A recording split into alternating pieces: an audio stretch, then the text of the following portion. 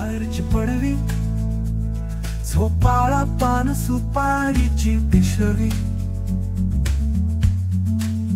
तिरक्या रिपी मारलेल्या खिडक्या, जीवनाच्या साध्या सुंदर कल्पना म्हणजे माझं गाव नावळे.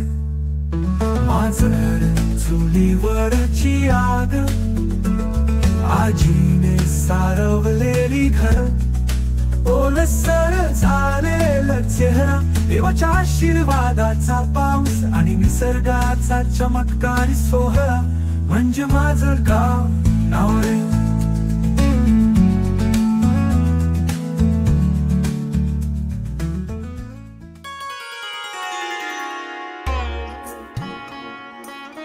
नमस्कार मित्रांनो, आज आपण पाहणार आहोत सह्याद्रीच्या कुशीत वसलेलं माझं गाव.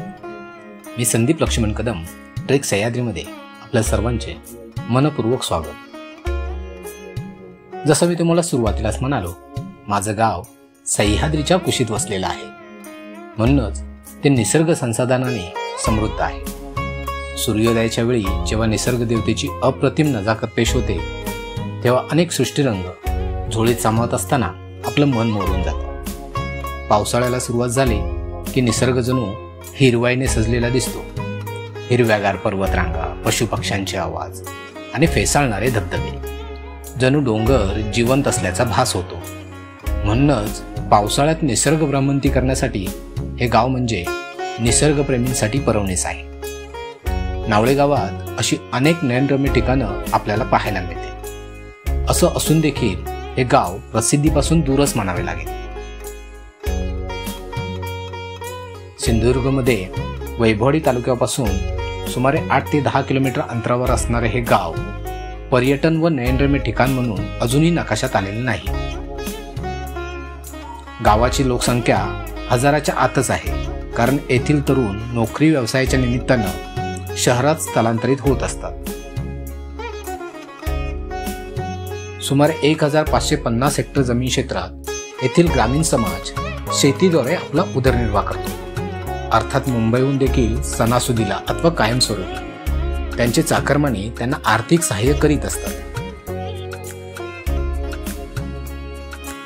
गावाचे स्वरूप खेडे म्हणून असले तरी येथील नैसर्गिक संसाधने गावातील लोकांना उदरनिर्वाहाची निरंतरता राखण्यास मदत करतात. पूर्वी असं म्हटलं जायचं, घरातून बाहेर जंगलात निघून गेलं तर माणूस उपाशी राहणार नाही, कारण गावात जंगली फळं, कंद, मध, मासे अगदी खेकड्यासहित भरपूर प्रमाणात उपलब्ध असल्याने निघताना घरातून डब्बा घेतला नसेल तरीही पोटपूजा व्हायची.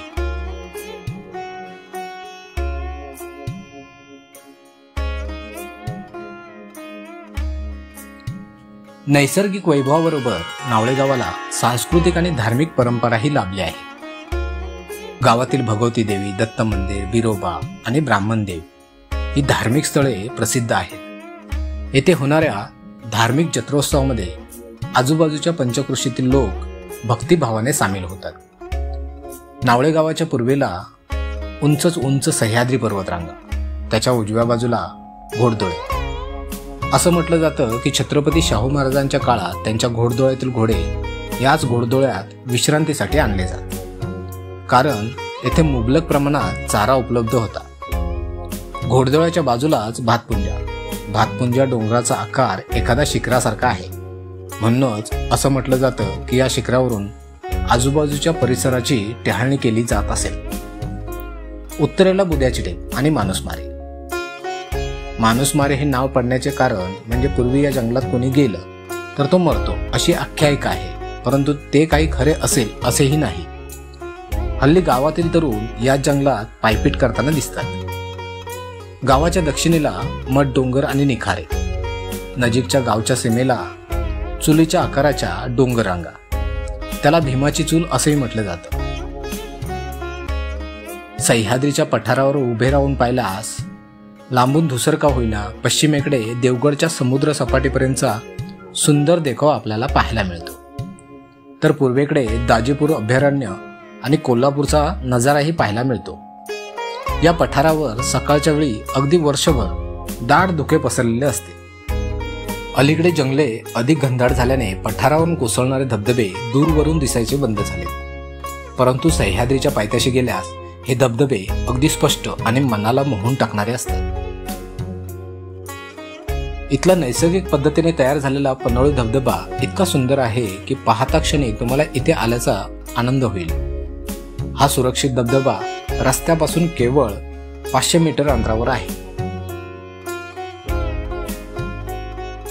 येथील जंगलांमध्ये सरपटणारे प्राणी, फळे, फुले, औषधी वनस्पती तसेच ससे, सांबर या लहान प्राण्यांपासून वाघ आणि गवेही आपल्याला नजरेस पडतात.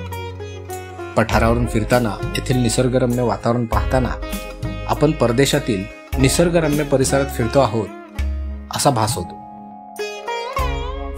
परंतु ही निसर्ग किमया लोकांपासून अज्ञात आहे. हा व्हिडिओ ही निसर्ग किमया आपल्यासमोर आणण्याचा एक छोटासा प्रयत्न आहे. नावळ्यात या आणि इतरांनाही घेऊन या. इथले लोक आपले मनोभावे स्वागत करतील, तुम्हाला निसर्ग दाखवतील.